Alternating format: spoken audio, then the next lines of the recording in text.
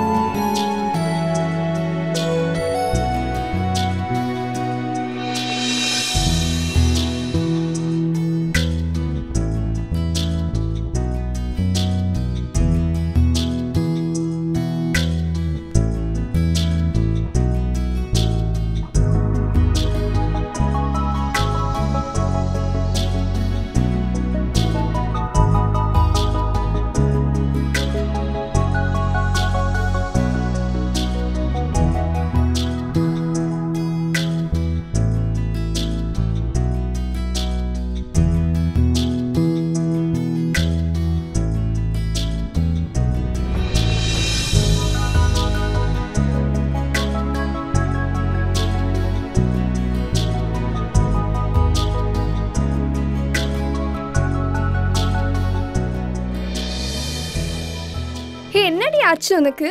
நீ முன்ன மாதிரி இல்லையே. உன்னோட ஆட்டிடியூட்ல ரொம்ப டிஃப்ரென்ஸ் தெரியுது. நம்ம ஃப்ரெண்ட்ஸ் குரூப்ல பேச கூட மாட்டுற. அட்லீஸ்ட் வீக்கெண்ட்ஸ்ல வெளியே கூப்பிட்டா அதுக்கும் வர மாட்டுற. என்ன தாண்டி உன் பிரச்சனை? சேச்சே, அப்படிலாம் ஒன்றும் இல்லை. நான் நார்மலாக தான் இருக்கேன்.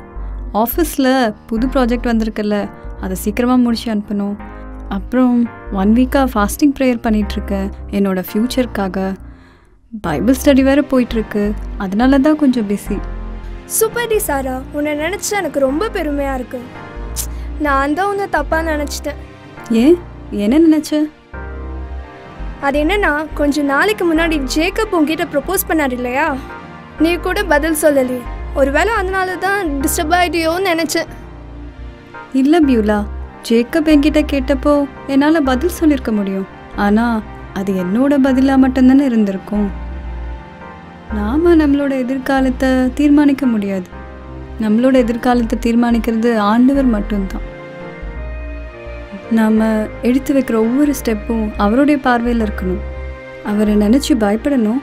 அதே சமயத்தில் அவர் இருக்காருன்ற தைரியத்தோடு நடந்து போகணும். ஜேக்கப் விஷயத்தில் பர்சனலாக எனக்கு ஆசை இருந்துச்சு தான். ஆனால் அதில் கர்த்தருடைய சம்மதமும் வேணும்னு நினச்சி தான், கர்த்தருடைய சித்தம் இருந்தால் இது நடக்கட்டும்னு சொல்லிட்டேன். அதுக்கப்புறம் கூட டெய்லி ப்ரேயர் பண்ணும்போது நான் இதுக்காகவும் ப்ரேயர் பண்ணிட்டு தான் இருக்கேன்.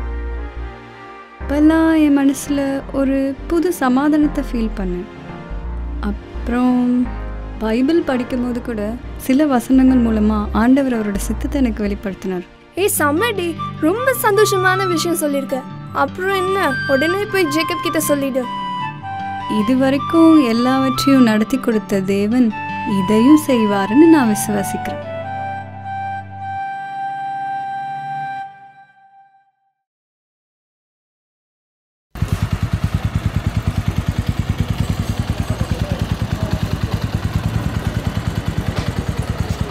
Hey Sarah, how are you? I'm fine by God's grace. நீங்க? நான் ரொம்ப நல்லா இருக்கேன். அப்புறம் என்ன நீங்க? அதுவா, என் ஃப்ரெண்ட் ஒருத்திக்கு உடம்பு சரியில்லை, அதான் பார்த்துட்டு போகலான்னு வந்தேன். இப்போ வீட்டுக்கு திரும்பி போயிட்டுருக்கு. அப்புறம் என்ன பார்க்கவே முடியல? யாரு, என்னையா? சாரத்தான் இப்போல்லாம் பார்க்கவே முடியறதில்ல. கிண்டல் பண்ணாத. எனக்கு தெரியும் உனக்கு நல்லா தெரியும்னு. நம்ம பேசி கொஞ்ச நாள்ல எனக்கு ப்ரமோஷன் கிடச்சிது. அதுக்கப்புறம் ஹெட் ஆஃபீஸ் ட்ரான்ஸ்ஃபர் ஆகிட்டேன். தெரியும்ல? யா, ஐ நோ. அப்புறம் அன்னைக்கு நீ சொன்ன ஒவ்வொரு விஷயம் உண்மை. ஆக்சுவலாக ரொம்ப பிடிச்சிருந்தது. அதுக்கப்புறம் கூட நீ சொன்ன மாதிரி நம்மளோட விஷயத்தை பற்றியும் நம்மளோட எதிர்காலத்தை பற்றியும் நான் ரொம்ப யோசிச்சது உண்டு. குறிப்பாக இதுக்காகவே நான் ரொம்பவே ஜெபித்ததும் உண்டு. இப்போ எனக்கு அதிகப்படியான நம்பிக்கை இருக்குது. கர்த்தர் இந்த காரியத்தை நடத்தி தருவார். ஆமாம் ஜேக்கப், நாம் அதிக பாரத்தோடு ஜெபிக்கக்கூடிய ஒவ்வொரு வேண்டுதலுக்கும் கட்டாயம் பதில் உண்டு. நானும் தொடர்ந்து ப்ரேயர் பண்ணேன்.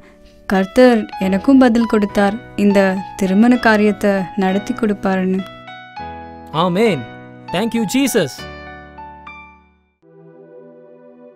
ஜேக்கப், என்ன சாரா உடனே பார்க்கணுன்னு மெசேஜ் பண்ண? ஏதாவது ப்ராப்ளமா? ஆமாம், எனக்கு நம்ம விஷயத்த என் அப்பா கிட்ட உடனே சொல்லணும். அதை நினச்சா ரொம்ப பயமாக இருக்கு. என்ன ஆகும்னு யோசிச்சா ரொம்ப டென்ஷனாக இருக்கு. வேலையில் கூட என்னால் சரியாக கான்சென்ட்ரேட் பண்ண முடியல. நான் ரிலாக்ஸ் பண்ணணும். என் அப்பா கிட்ட சொல்கிறதுக்கு முன்னாடி ஃபஸ்ட்டு நான் சமாதானமாகணும். என்னை எங்கேயாவது வெளியே கூட்டிகிட்டு போகிறீங்களா? ஓகே, பார்க்கு, பீச்சு, ரெஸ்டாரண்ட் போகலாம். ஆனால் அங்கே போனால் கொஞ்ச நேரம்தான் நிம்மதியாக இருக்க முடியும். சாரா, நீ வா, நான் உன்னோட இடத்துக்கு கூப்பிட்டு போகிறேன். அங்கே போனால் நமக்கு எப்போவும் நிரந்தரமான சந்தோஷம், சமாதானம், தெளிவான புத்தியும் கிடைக்கும். அந்த இடம் எப்போவும் நமக்கு ஆறுதலாக தான் இருக்கும்.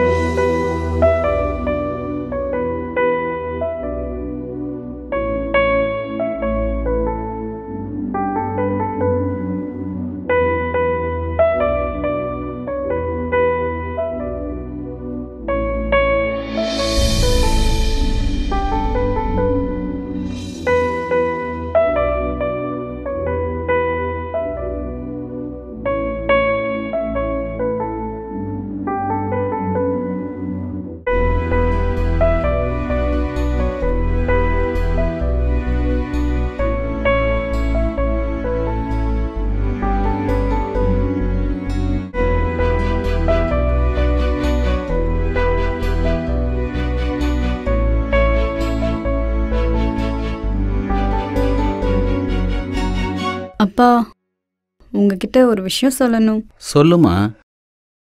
இது வரைக்கும் எல்லாம் எனக்கு பிடிச்ச மாதிரி தானே பண்ணியிருக்கீங்க. அதனால தான் சொல்கிறேன், என் மேரேஜ் பற்றியும் ஒரு விஷயம் உங்ககிட்ட பேசணும். சொல்லுமா.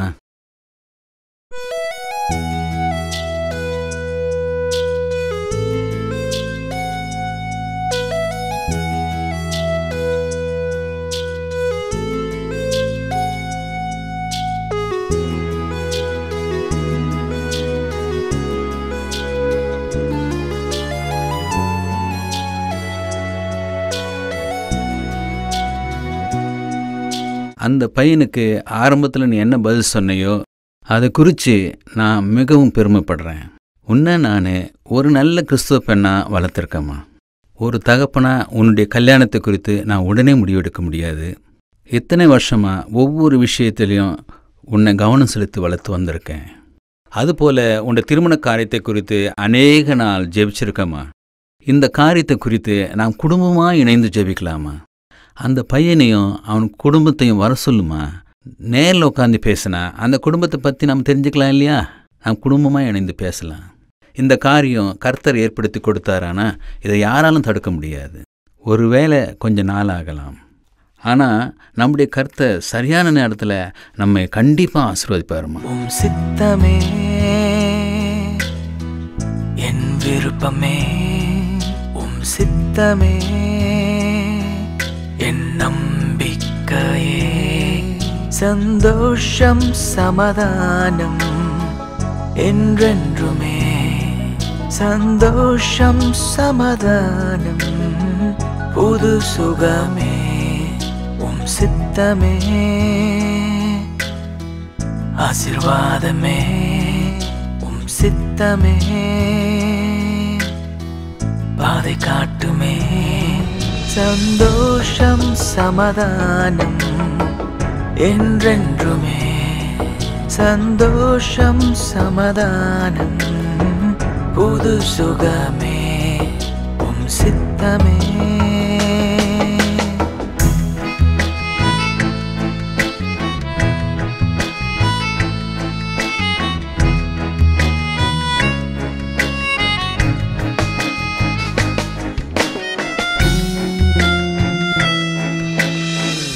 இன்பத்திலும் துன்பத்திலும் வெற்றியோ தோல்வியோ நான் சொல்லுவேன் உம் சித்தமே.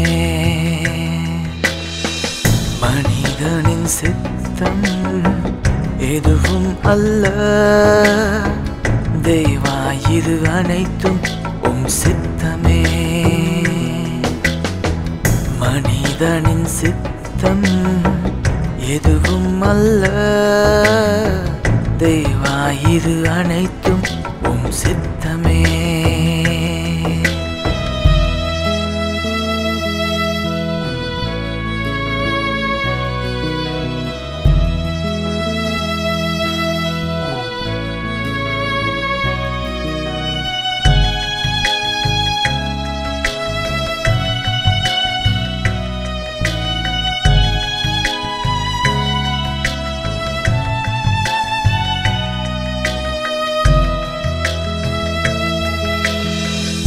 என் வாழ்க்கையோ உம் கரத்தில், கர்த்தரே மெய்ப்பரே உம் சித்தத்தை நிறைவேற்றுமே. உம் சித்தம் எதுவோ நிரந்தரமே, பரிசுத்தரின் அன்பை தருமே. உம் சித்தம் எதுவோ நிரந்தரமே, பரிசுத்தரின் அன்பை தருமே. அது பரிசுத்தரின் அன்பை தருமே.